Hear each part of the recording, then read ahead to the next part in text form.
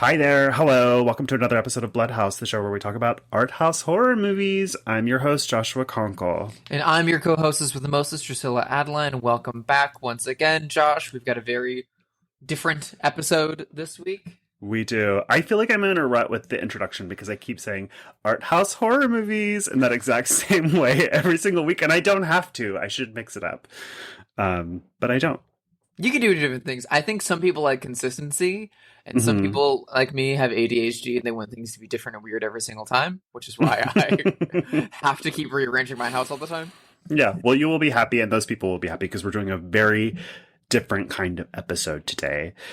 But before that, how are you? How's your week? First of all, congratulations on Mean Streets. Thank you! Yeah, that's the big thing right now this week is the art that I did for the Criterion collection for Martin Scorsese's Mean Streets just dropped, so it will be available. It's available out like visually online right now. Yeah. But the Blu-ray and the 4K will be available on November 21st from Criterion.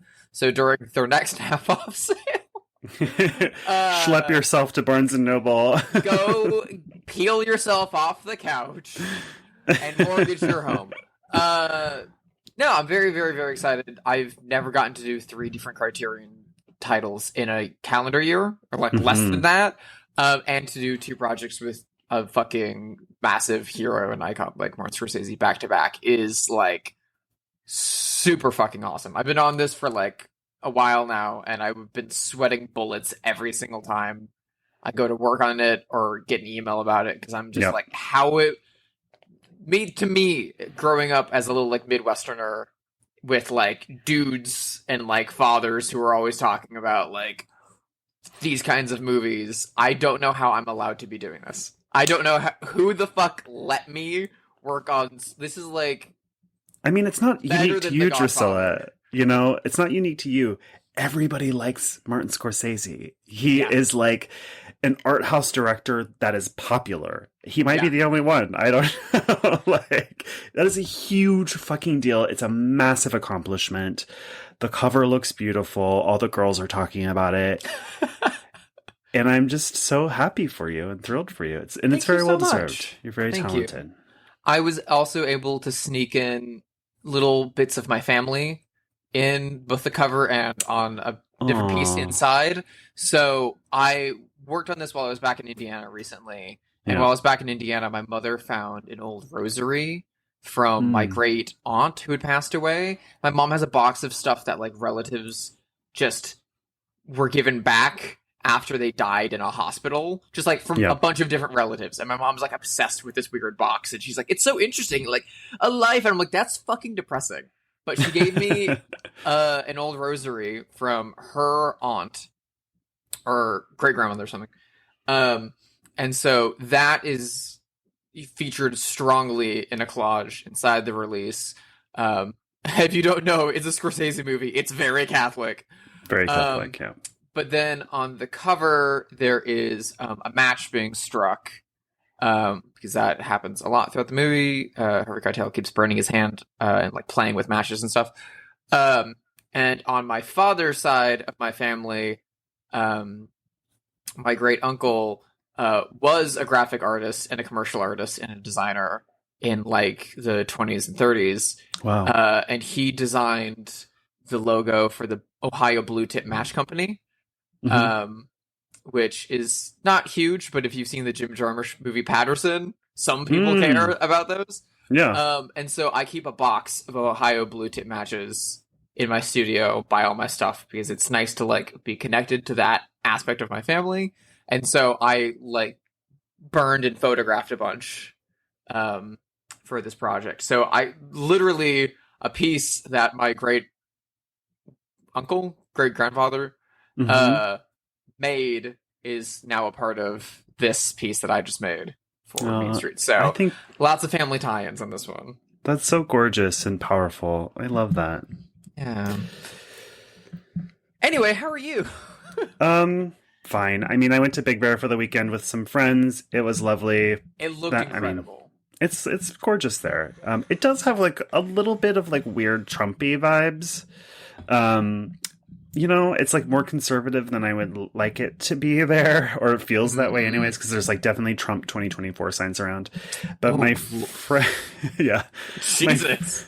And like if you go to the Vons to buy groceries, there's like a radio, there's like speakers in the parking lot that blast like, Garth Brooks or like country music, which is like makes me feel like I'm in danger despite being a Southerner. But my friend Steve was like, let's go to Palm Springs. And I was like, it's going to be 120 degrees in Palm Springs. I'm not going there. So I suggested Big Bear. We got a beautiful house in the middle of nowhere with a hot tub, and it was gorgeous. But yeah, that's it. That's very amazing, though. Revivifying weekend. Yes. That said, we are doing a very different kind of episode today, so we're going to get right into it. I have to tee this up by thanking Sheree Bohannon from Nightmare on Fear Street, who tweeted at our account and said, I can't believe that you haven't covered this movie yet. And that movie is No One Heard the Scream. And when I Googled it, I discovered it was by the filmmaker Eloy de la Iglesia, who is a filmmaker I've fallen in love with in the past year, and you have a connection to as well. He's not very widely known outside of Spain, despite being very popular and adored there. Mostly for what I fell in love with, which are his kinky films. So they were these series of juvenile delinquent films from the late 70s to the early 80s that were widely popular in Spain at the time. And that's how I know him. So I didn't even know until Sheree pointed out that he had made these horror films. And so that's what kind of set us down this path.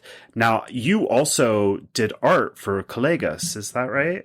Yeah, I did art for one of his other kinky related films, Colegas, Pals for Altered Innocence. That's available over on the Vinegar Syndrome website. They're a partner label through OCN. But when you messaged me about this, you're like, hey, we should do this Iglesias horror movie. I don't know if you've heard of it. It's something like this. And as soon as you texted me that, I walked over to my shelf of Giallo movies, and I was like, this one? Yeah. I already owned it. I hadn't watched it. I bought it a year ago or something. It just been gathering dust on my shelf, and I was like, perfect. Yeah, let's fucking do it. All of these movies that we've mentioned, except for Colegas, which is on Alternate Innocence, they are now in a Shudder spotlight, director spotlight for Eloy de la Iglesia, excuse me. So if you have Shudder, you can watch all of these movies we're talking about now. I did message Sam Zimmerman from Shudder to ask him how long they would be on the service, and he said they would be on, I think, until some point next year. So you've got a good long while to check them out. Hell yeah. And so today we are covering from 1971, The Cannibal Man, and from 1972, No One Heard the Scream. And I think we should probably go in chronological order, if you're cool with that. Let's do that. Okay, so The Cannibal Man was one of his... First of all, let's talk about Eloy himself. Very prolific filmmaker, made a shit ton of movies from the late 60s up until 2003. He comes from a wealthy Basque family in Madrid. He wanted to go to film school as a young man, but they wouldn't let you start until you were 21. So he ended up doing children's theater, directing children's theater. And then he got his start in children's television, which I think is so funny considering where his career goes. But, you have to understand, if you don't know already, that Spain in the early 70s was still a dictatorship. So they were still under Franco's rule, who ruled from the 1940s to 1975 when he died. So he faced a lot of trouble in the early part of his career because of the censors who worked for Franco. And then after 1975, he was able to be a lot freer with his subject matter. And that's when he made these kinky juvenile delinquent films. He was also queer and a communist, so that's very present in all of his work. So these two movies that we're talking about are both during the tail end of the Franco dictatorship. Mm-hmm. They also are preceded by his what was considered his breakout film and his first entry into genre fare, The Glass Ceiling, which we're not covering because we don't have access to. Someone should restore it and release it. I would like to see it. It sounds really good and sounds a little closer to No One Heard the Scream in terms of plot, structure, and subject matter. But you should also keep in mind that, like, European genre film in the 1970s is caught up both in the tail end of this wave of, like, lesbian vampire movies that's happening in France, Spain, Italy, and a little bit in Germany. And then Spain, Germany, and Italy are also from 1971 to about 1975 churning out a, like, spat of giallo movies that are co-productions between Spain, Germany, Italy, like a hodgepodge of that.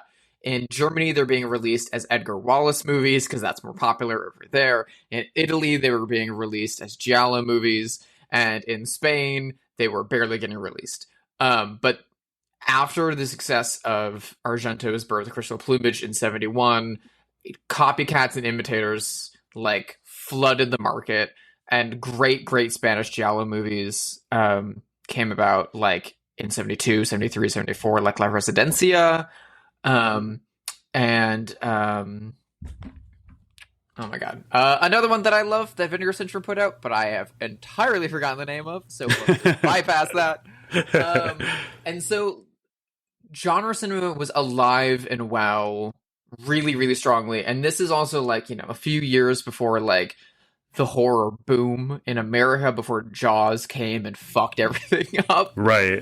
To a certain degree. And also before Tobe Hooper's Texas Chainsaw Massacre could totally change the landscape and push everything more towards gore. We're still really focused in, like, this Hitchcockian view of suspense and pacing. And still to this point, everything is being billed as, like, not since Psycho.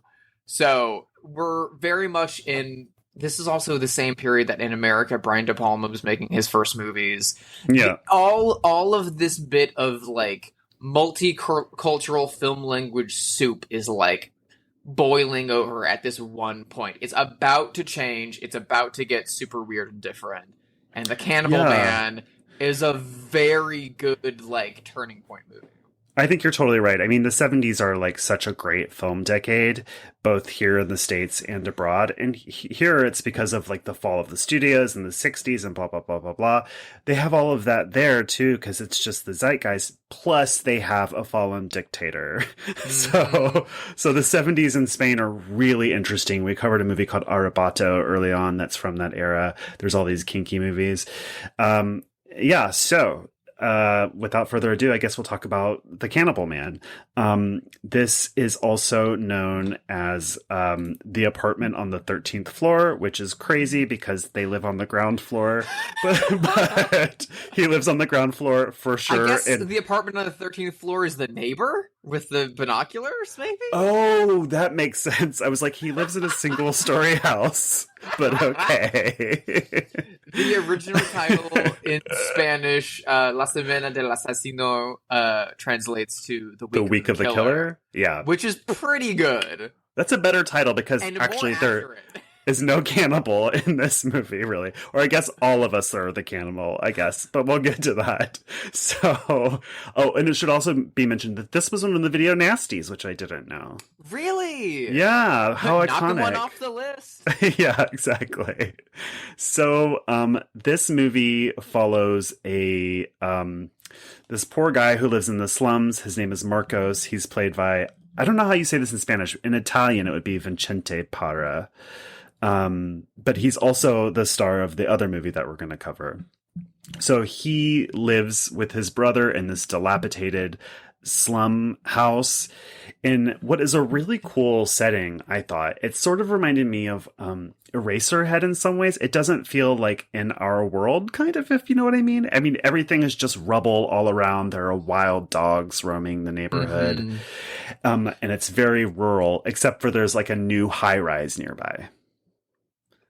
And so this guy, Marcos, he he's out with his girlfriend. They're dating in secret. They they're making out in a cab. The cab driver tries to kick them out. He ends up murdering the cab driver. And inadvertently. And then when his girlfriend wants to, confess, he murders her too. And that sets off a whole series of murders. Meanwhile, he works at a soup factory where they also slaughter the animals. And so he starts putting the dead bodies in this machine, presumably to be eaten as soup by consumers all over Spain. I will also say, if you are squeamish in any way, shape, and form, this movie opens immediately. No credits, no titles, straight away with the slaughter of a cow. Yes. They're straight open. The whole thing with cows being hung upside down and being bled and then being on the, conveyor and all of that stuff. It's really icky. And I would say this movie isn't upsetting in the way that I don't know, it's not like Cannibal Holocaust or something like that, but it is gross. The movie makes you feel greasy. Yeah, it's a slimy little movie, to say the least. It's very, very small. It's very, very isolated. For 70-80% of the movie, you're just in this guy's little ramshackle house. It could be a fabulous play. I kept thinking about that. Honestly. And the set design of his house really feels like a gay guy being like, how do straights live? The wall is just cut up magazine clippings of naked women on one side, and the other one is just tools hanging. Yeah. It feels like a garage is a living room. I'm so glad you said that, because you know what it reminded me of? In Female Trouble, when Divine plays that man who gets Dawn Davenport impregnated, and you go to his house where Taffy murders him, and there's just a jar of mayonnaise with a butcher knife in it in front of the TV with snow, and he's just sitting there in pea-stained boxers. It reminded me of that. It definitely feels like a gay man being like, what a straight man. Yeah, you're totally right. It has that vibe. I think the setting of this movie is probably my favorite thing about it. It feels like such a real place, but also sort of like Eraserhead, kind of just a little bit off and stylized in this gritty, icky kind of Delicatessen sort of way. Yeah, and we'll get into it in a bit, but the way almost everyone else acts in this movie kind of lends into that. And while I was watching it, I was like, if I didn't know any better, if I didn't have more experience with Iglesias films, I would have thought that no one in this movie knew what the fuck they were doing. Because a lot of the murder scenes, people just stand there and get murdered. Yeah. But the more it went on, the more I was like, no, this is very much, especially when we get to ending the movie, it's very, very much a choice, and the movie does a really good job of couching itself entirely in Vincent D'Onofrio's worldview, almost too much, to the point that got a little uncomfortable, a little icky. He spends a lot of time just sitting in his disgusting little house that's piling up with bodies and flies, shirtless, and just kind of sweating. Yeah, it's icky, and I don't know, whenever there's a movie where fly paper has to go up and there's a smell that's growing, he's desperate to cover the smell that's starting to gather in his house, so he's buying all sorts of room sprays and perfumes and stuff like that. It makes me feel really gross. He gets made fun of by his coworkers for getting a promotion and showing up smelling like perfume. Yeah. Because he's been covering himself in his bag, and it disguises the smell of rotting flesh. And they're like, oh, you're going to move into that fancy high-rise over there? Doing everything but calling him, the F slur. Exactly. And speaking of the F slur, I mean, you're right. That's sort of what this movie is about without saying it, is that so he meets this mysterious stranger, a presumably much wealthier man who lives in this high rise. And this man is an insomniac and also kind of infatuated with Marcos. And so they go on these long walk and talks at night in this dilapidated city, and it's almost like Before Sunrise or something. You know what I mean? Like they have these really philosophical walk and talks, and it's very gay. It's very gay. It also doesn't help that he's played by Eusebio Poncela from Arabato and from Almodóvar's Law of Desire, and I think Matador. So I know him, like, he's a bit more like Spanish cinema royalty to my eyes. But especially he is like Almodóvar royalty. So as soon as he comes up on screen and he's like a little bit more put together than Marcos, I'm like, oh yeah, he gay. Yeah. Oh yeah. And very, very much so. I mean, Marcos has a girlfriend, and at the beginning of the film, she's pressuring him into marriage, which he's not about, but he's going to do anyway, because it's what's expected of him. And then he gets mad at her and murders her. Yeah. And then everything else he does is kind of like to cover up this sin of not following the like normal path. Right. And Nestor, Subio's character, kind of reveals throughout the film that he understands him. He feels a similar way. He sees into what Marcos has been doing and who he is and understands him. Yeah. Honestly, their relationship reminds me, and this is not just because I've been watching it lately, reminds me so much of the way that Hannibal Lecter and Will Graham are written on the Brian Fuller Hannibal series. Oh, interesting. I've never watched that. Oh. I know. I had only seen the first season, and I'm only just now catching up. But, like, it's very, very similar because they're just, like, you know, straight men who just, no one understands me but you, and I could talk to you for hours and hours and hours. And, like, man, it's crazy how you kill people. It's so fun and cool, and I just, like, want to hang out with you all the time. And I know, like, you're evil and stuff, but like I don't want to call the cops. I just want to like hang out and like move in with you and like raise dogs. Yeah. No homo though, right? Their relationship is so sweet and tender in this movie. There's a scene where they go swimming at night. I was just about to mention it. It's so beautiful, that scene. It's so beautifully... This movie spends so much time accentuating the dinge of it all. Yeah. And, like, you know, amping up the, like, gore effects when someone gets a hatchet to the face and stuff like that. But then we get these beautiful scenes of them swimming together, and, like, it looks like it's shot by a completely different filmmaker. It's so sweet and bright and tender, and there's, like, color in the frame that's not red. Yeah. It's kind of the only moment in the movie that makes you feel like, this is lovely. You know what I mean? Like, it feels like a different movie, and it's the gayest part of the movie. Mm-hmm. To the point that later Marcos is, like, sitting in his, like, stew of dead bodies and flies with a, like, Edgar Allan Poe motif with the door to the room of the dead bodies, and it just keeps cutting back to that pool scene as he's like remembering it fondly and just rocking back and forth in his filth. There's also another great relationship in the movie with Rosa, I think her name is, the cafe waitress, who's in love with him for God knows what reason. Why anyone keeps talking to this man and going to his house. I know. But she puts that like heteronormative pressure on him as well. She really likes him, and one day she surprises him by just showing up at breakfast, and it's like, hey, you need a woman around, let me clean, let me make you breakfast.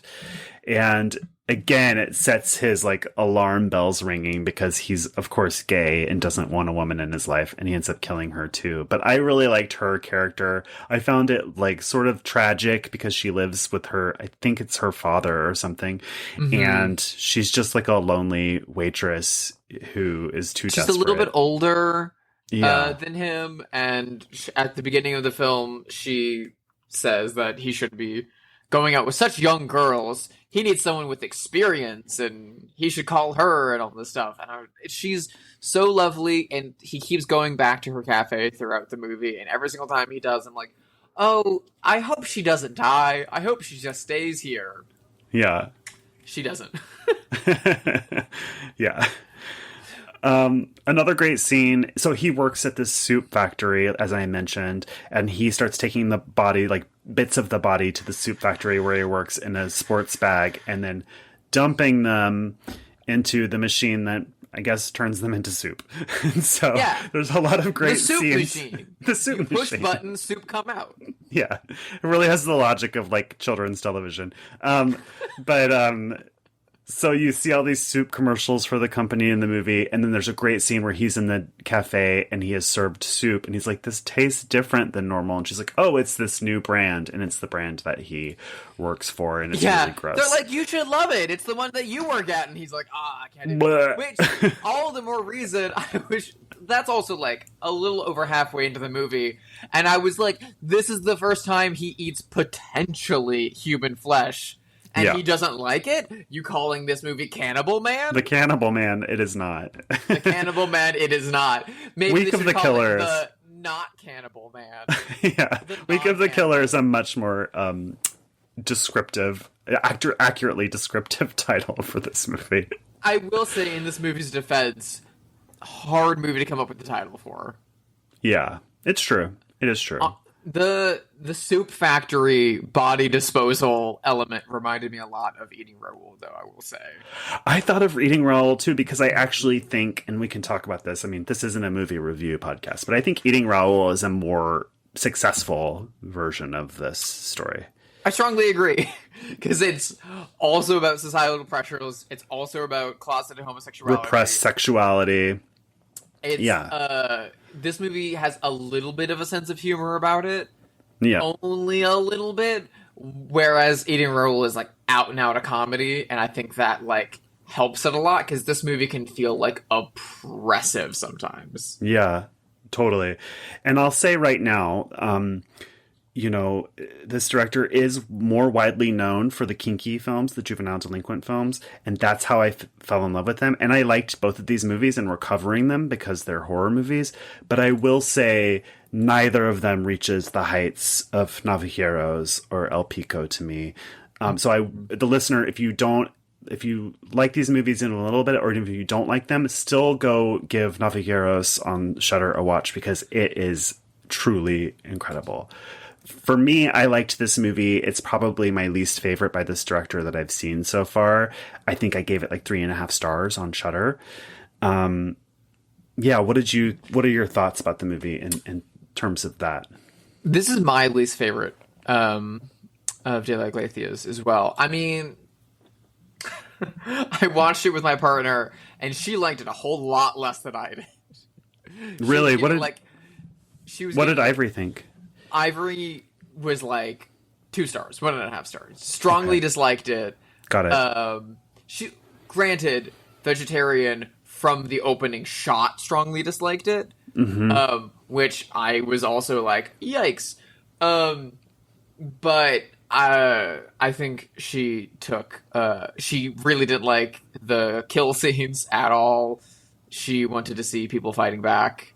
Mm-hmm. She found it repetitive and lazy. I did a little bit. I would have liked a whole lot more out of this, but I think this movie has really, really, really, really great ideas in it. I think they're a little half-baked. It's definitely one of his earlier films. He's not doing the strongest stuff that he does in the late 70s and into the early 80s. It's important to say, too, right now, that there is like a fascist dictator's censorship board in the mix. So I don't know to what extent that plays into all of this as well. I strongly agree. But for making a movie on a very low budget under a fascist dictator. Yeah. Successful. I think it's a good movie. I think it's worth watching. I agree, especially if you're a horror fan, especially if you're like an art horror fan, especially if you're a queer horror film fan, because this movie is like one of the gayest things we've watched on this show. It's really gay. Like, objectively. Yeah. And it never gets talked about as a queer horror film.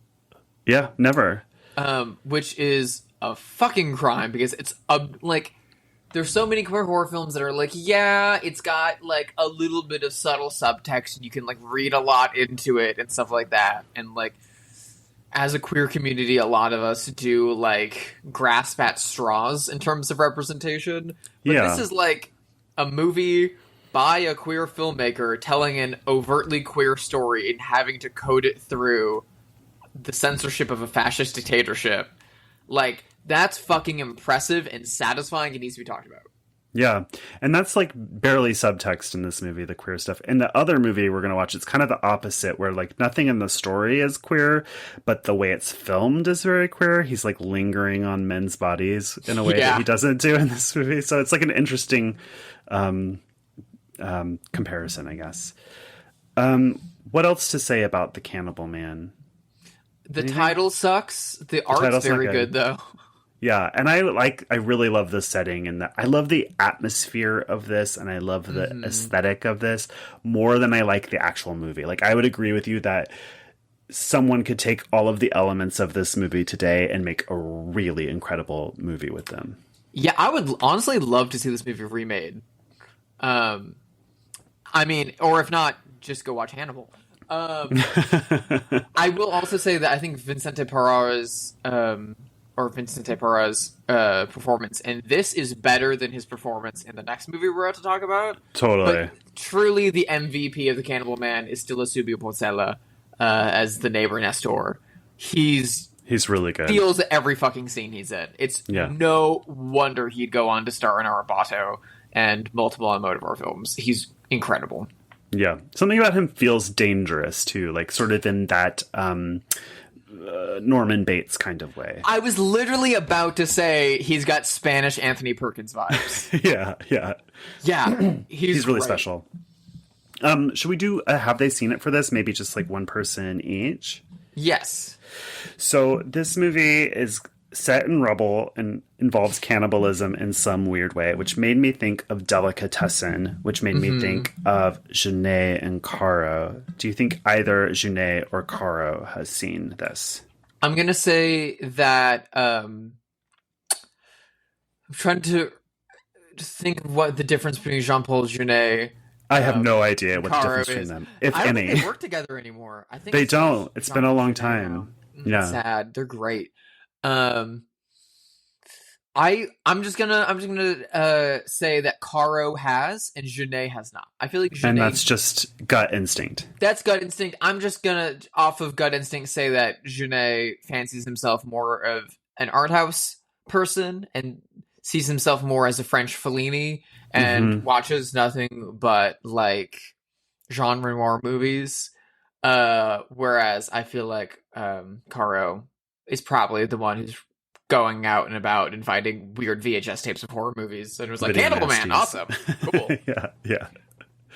I mean, the cover, the art of it is so good, and the title and art combined are very evocative. And the they hatchet kind of to the face image. Yeah. You think you're gonna get like Motel Hell or Texas Chainsaw Massacre, and that's not at all what you're gonna get. No, it is not. I was very honestly like pleasantly surprised with what this movie turned into be, because I had no idea. I will also say for listeners who are going to watch this on Shudder, there's also Severin Blu-rays of both of the movies that we'll be talking about today. This one was dubbed into English. A bit of a disappointment for its release, which is fine. That's the version that's available on Shudder. I believe the Severin has the original Spanish audio track. I think. I don't hold me to that. However, no one heard the scream. I watched on the Severin Blu-ray, and it is exclusively the Spanish audio track, and I think it's better for that. However, I am a huge proponent of like shitty English dub. I'm fine with them. I mean, 70s movie. We're used to them in giallo films, right? Like, it doesn't bother me at all. But I was curious about the Spanish. I think Kayla Janice helped release these because I saw her at Salem Horror Fest and totally geeked out because I bought the Kinky box set there, and she's like, "Oh, I curated that," and I did the commentary, and I was like, oh my God, I can't tell you how much these movies mean to me. And she was very sweet about it. So yeah, I guess you're confirming. I suspected that she works for Severin, so I thought maybe she had a hand in these too. Yeah, I believe so. She's incredible, and she puts out some of the best stuff that Severin works on. Really quick, I mentioned that the relationship reminds me a lot of Hannibal, the television show version, not the bad movies from the late 90s and early 2000s. And considering both the title of this movie and the homosexual everything about this movie, do you think that Brian Fuller has seen The Cannibal Man?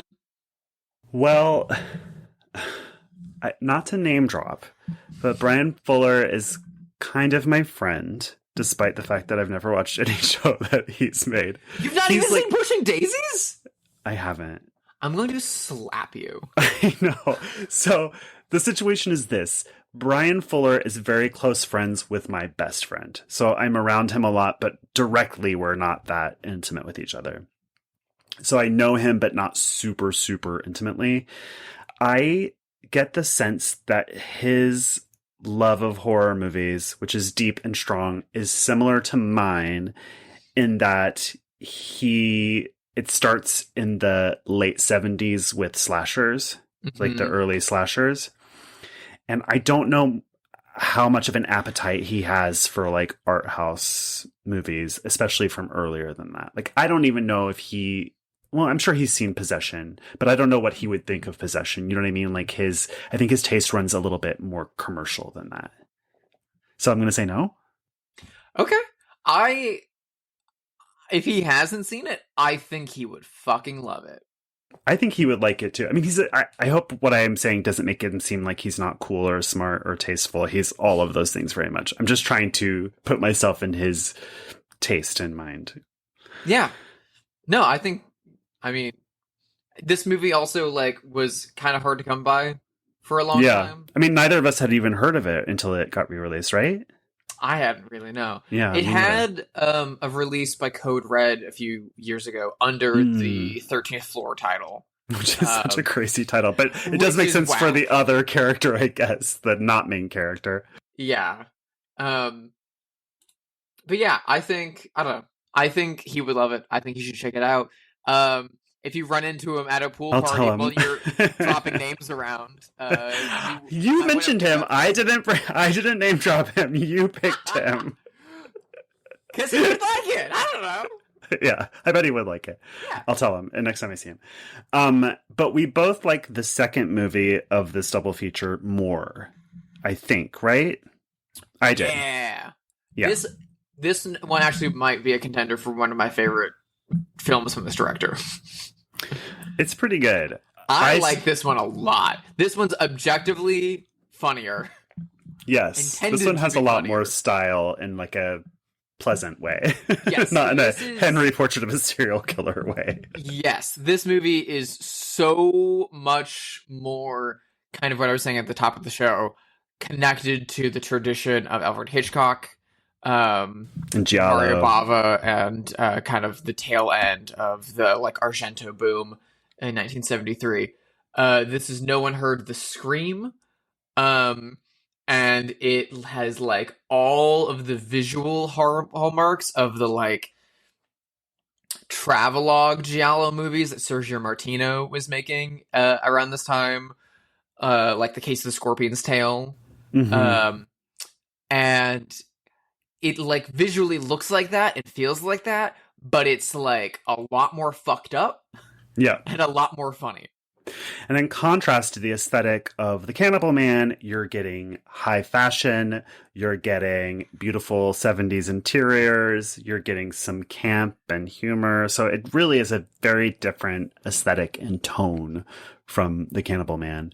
Honestly, if I had just finished watching The Cannibal Man and you were like, what kind of movie would you like to watch after that? I would suggest everything about this movie without knowing it. Yeah. It is kind of a palate cleanser. Pick me up after. Yeah. And you watched him in the opposite order as me. I watched The Cannibal Man and then this, but you did the opposite. Yes, I watched this one because I had it. It was just sitting on my shelf. I watched this one also with I already kind of walked in and out of the Cannibal Man when I was watching it, but we watched this one together, like with dinner. We made cocktails. We like set the lights. We had martinis. It was great. We had a lot of fun with this one. I specifically liked this movie a lot. Yeah, me too. Plot wise, we are following a young woman. Well, not that young, actually. She's probably in her 30s, maybe even close to 40. And she is either a sex worker or in like a sugar daddy relationship. I couldn't quite tell which. It's Very kind much of a gray area. She's a sugar baby to a sugar daddy. Right. And then is revealed that she's a sugar mommy to a sugar baby to a sugar baby of her own. So we open in sugar babyception. Yeah, and this is actually very common in his movies. There's in all of the kinky films, there's sex work that's like central to the plot, or all the ones that I've seen anyway. So we open in London. It's very fun. She's of course a Spanish woman in London visiting her sugar daddy who is English, and you're getting like Hyde Street in 1972 or 73. It's so glamorous. It's really fun in those scenes because obviously, they didn't shut down streets or anything, so everyone's just a real person, and every single person who walks by looks dead into camera. Like every single person, to the point where it almost feels like an intentional choice, although I know it wasn't. So right away we know what her setup is, and then she goes back to Madrid, and she lives in this apartment building, which is very middle class. And so we right away understand that she has a much more luxurious life than anybody around her because of this sugar daddy situation. And she gets home to Madrid. She lives in this apartment building where there's no one else except for one couple next door, and the rest is offices. And this movie starts on a Saturday, and she happens to witness her neighbor kill what we think is his wife and throw her down the elevator shaft. And he sees her witness it and starts coming for her and tries to kind of get into her apartment. They end up talking about it, and he's like, well, I know how to get out of this without killing you. You'll be my accomplice and help me get rid of this body. And then that sets off the rest of the movie, kind of. I mean, would you change anything or? Yeah, I mean, basically, they both live in this like gorgeous high rise that's like brand new, so they're the only people who live there yet. And he blackmails her into taking the body to her like rental lake house that he knows she has. Yes, she owns a motorboat and a lake house. Which is so goddamn Hitchcock. But he's like, I've heard you bragging about this all the time. Were you lying? Or do you actually have this? Because his plan is that they're going to drive the body out there and dump it.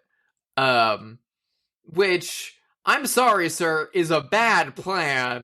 Because as soon as they trace the lake house back to her, she's your neighbor. That's simple math.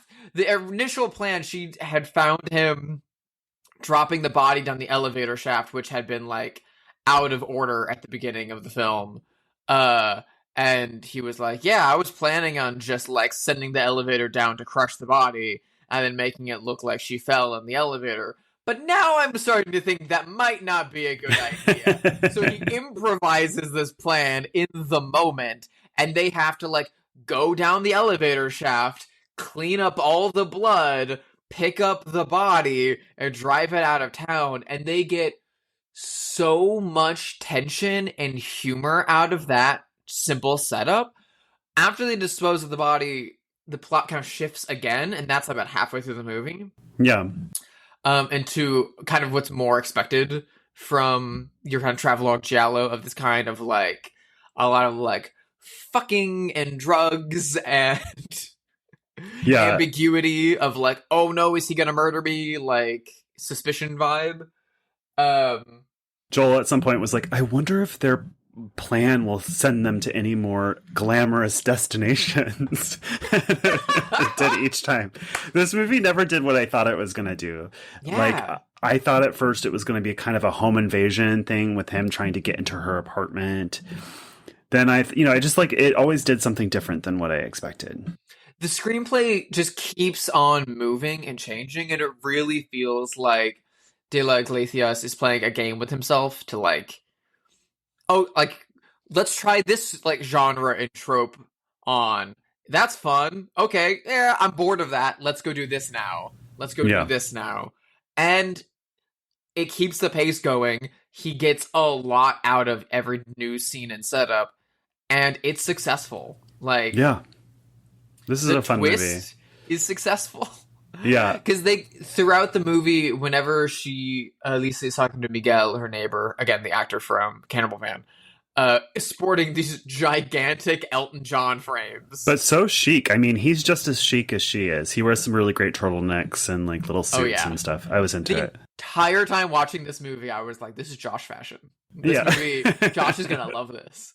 Do you know who else would love it? Brian Fuller. If anyone loves giant glasses and a monochromatic look, it's Brian Fuller. You're right. But whenever he's talking to her, he's talking about like why he had to do it and why the marriage was so wrong, and he loved his wife so much. And we keep getting flashes of the murder.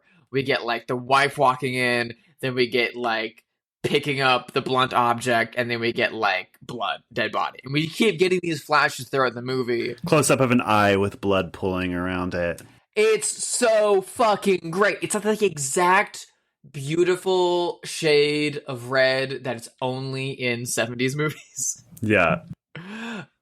I love the shot that we get so often of his wife just entering the room in surprise. It's like the quickest thing, but we get it every time. And it's hard to explain on a podcast, but the rhythm of just that one shot is so gorgeous. She comes in through the door as the camera does a snap zoom, and she like changes her emotion from like dull to shocked expression all within the span of like 5 seconds or something.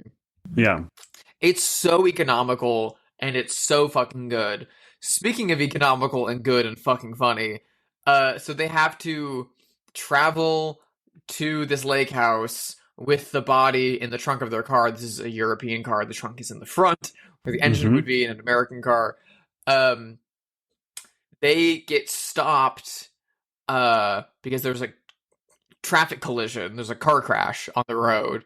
And they are forced by the police to take survivors in their car to the nearest hospital. And then when they get to that nearest hospital with the survivors, they're then ordered to get out of that car and wait in the hospital for the police to tell them what to do next.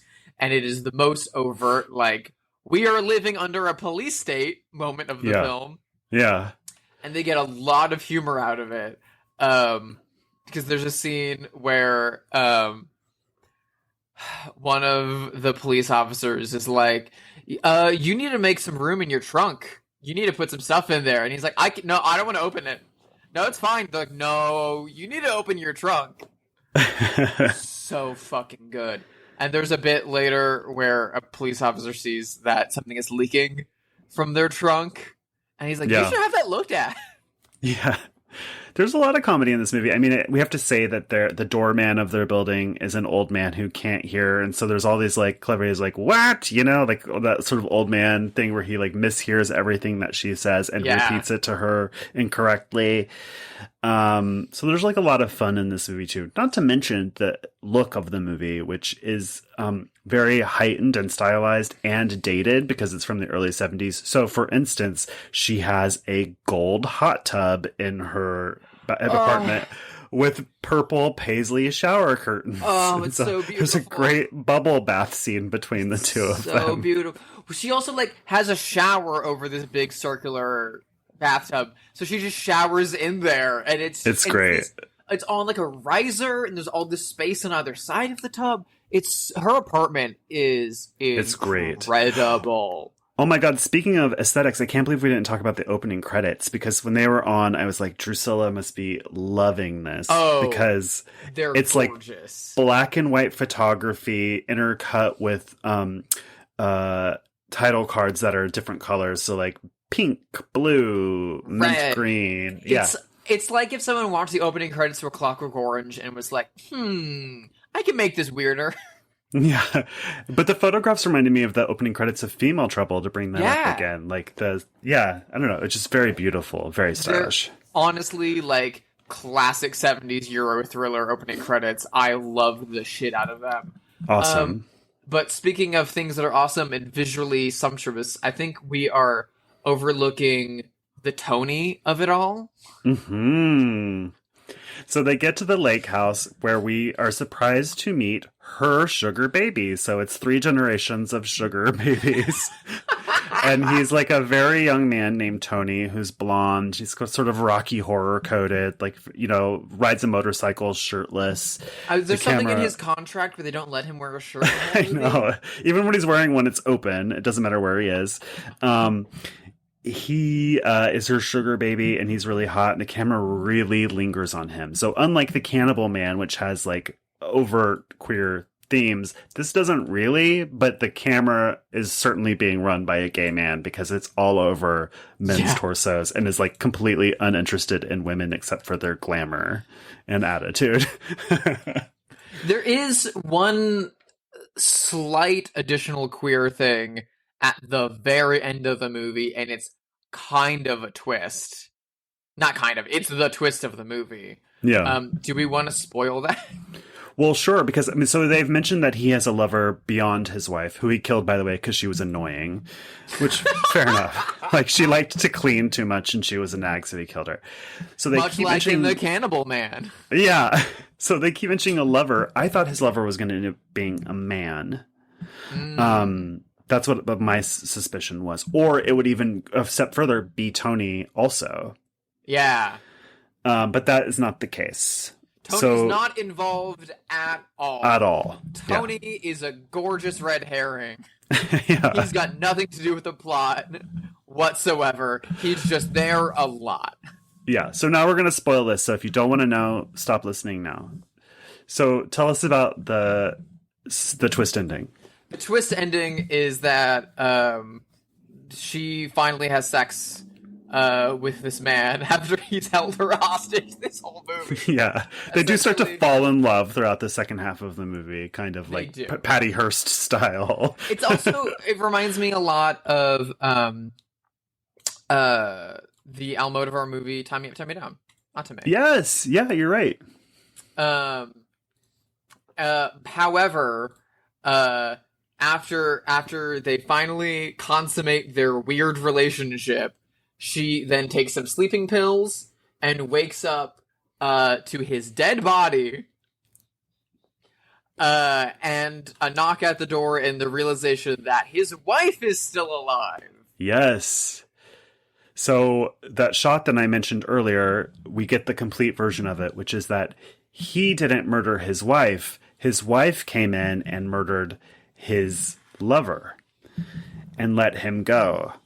And so this whole time he's been using his neighbor as an accomplice. Well, now that he's dead, which, the wife couldn't resist doing after some time, I guess, she's now going to use her as an accomplice as well. So this poor woman is stuck being an accomplice to a second murder.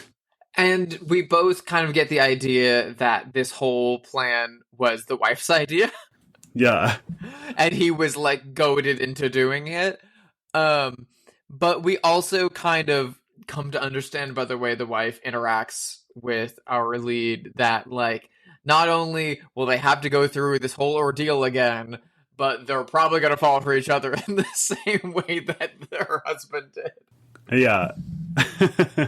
I love this movie. This will continue. This will happen again. And she initially has this fear, and then it kind of resolves down to, okay, let's do it again. Yeah. I loved this movie. I thought it was super fun, very pretty, and I was glad to have watched it. Should we do a quick have they seen it for this? Yes. Let's see. Who is Spanish? Do you think that Penelope Cruz has seen this movie? She could be in a remake, and she'd be great. Oh my god, she'd be incredible. I think that Penelope Cruz would have seen this only because she said in an interview that in the 80s and early 90s, she was desperate to act in Almodóvar movies. He was her favorite filmmaker, and she watched all of his films and did everything. She studied him. Yeah. Studied what he liked to like be like his perfect actress so that she could get a role in one of his movies. And of course that happened, and she's now like one of his main muses. Yeah. And so if this was a movie that at some point in some like magazine interview in the 80s he mentioned, I feel like she would have went out and rented it and watched it.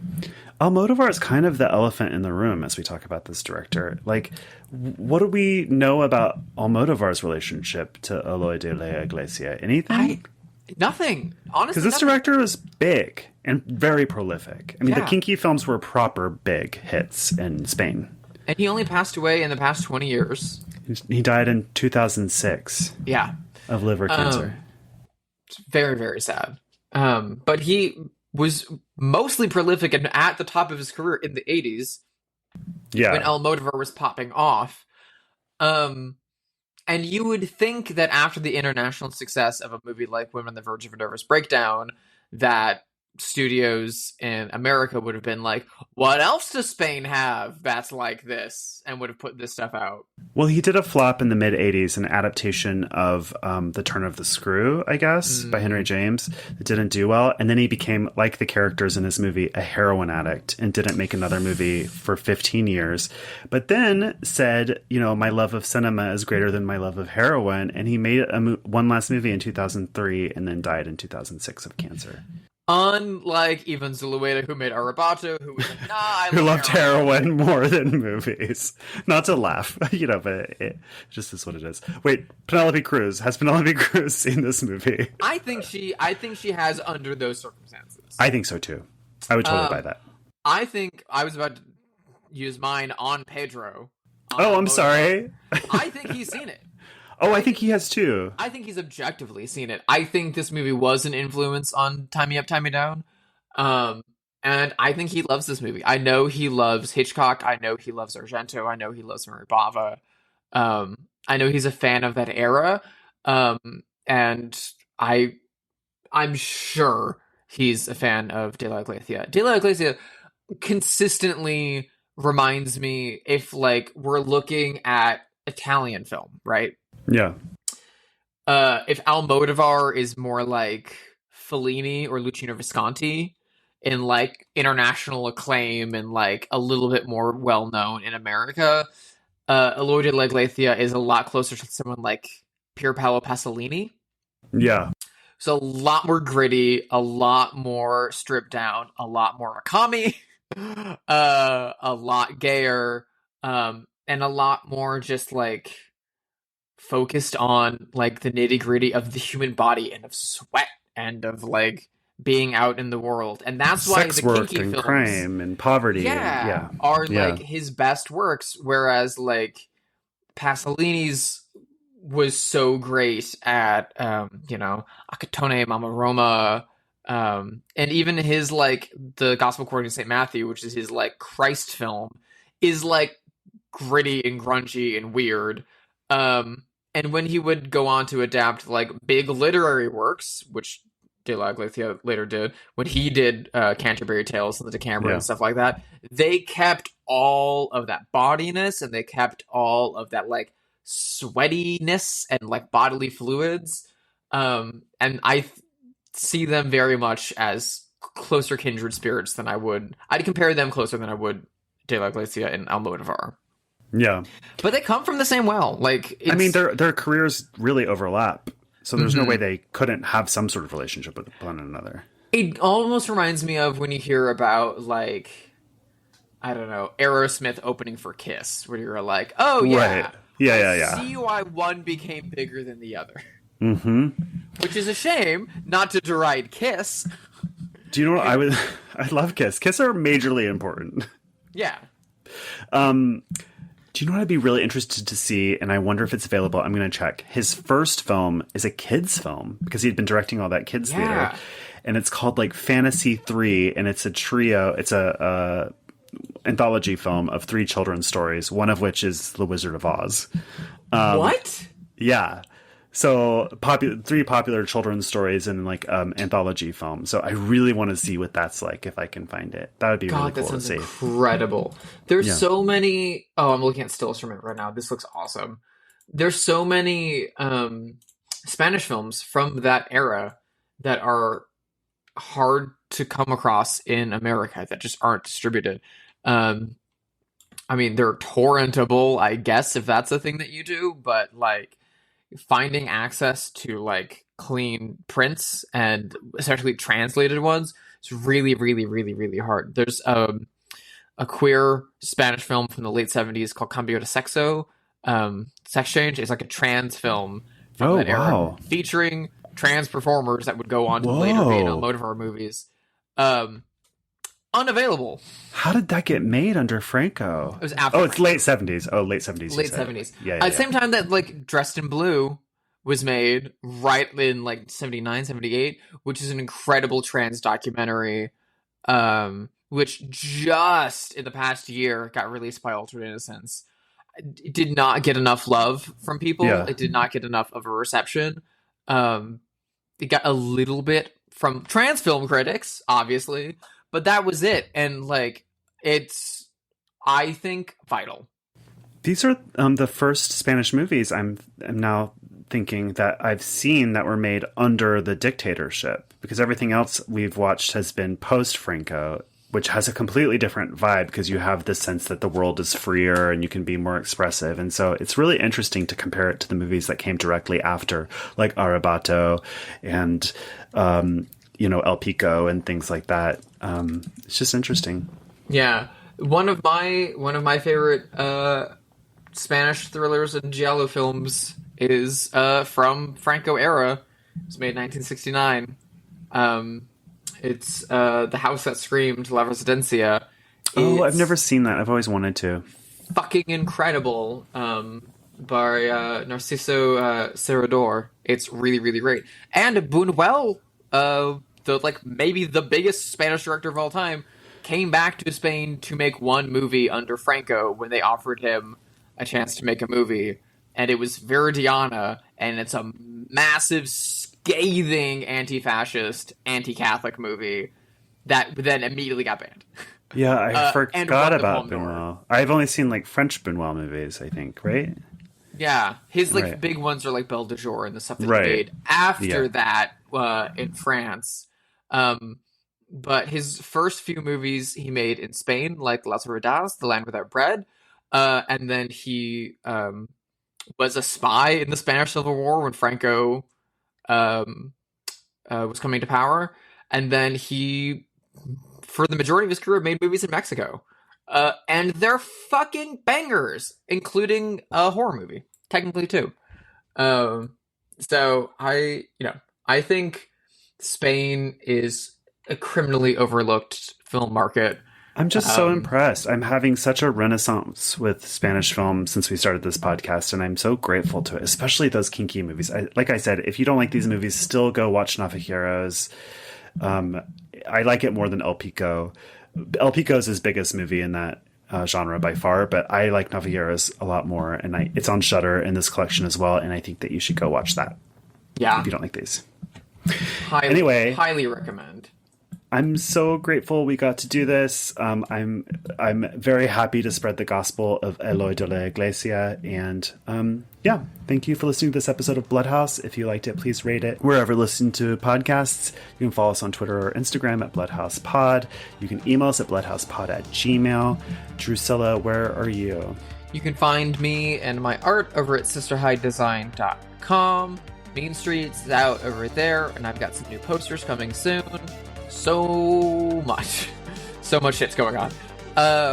But also, I'm on Instagram at HideSister, and you can find me on Letterboxd if you search for Drusilla Adelaide. I am over there. What about you, Josh? Where do you reside in this world? I'm at Joshua Conkle on Instagram and Letterboxd. I almost said Twitter, but I'm not on Twitter. You mean X? Yeah, X. So, Drusilla, what are we watching next week? Next week, we are returning to America, sort of. By way of England, I presume? I don't know. By way of England on a soundstage in America, in England. We are watching the 1960s gothic horror masterpiece, by Sir Roger Corman, starring maybe America's biggest horror actor of all time, Vincent Price. I think his first appearance on this show. We will be watching the Edgar Allan Poe build, H.P. Lovecraft adapted The Haunted Palace. I cannot wait. And I know for sure Vincent Price has been in Have They Seen It, but I think technically you're right. This is his first movie. Anyway, can't wait till then. Thank you so much for listening, and see ya!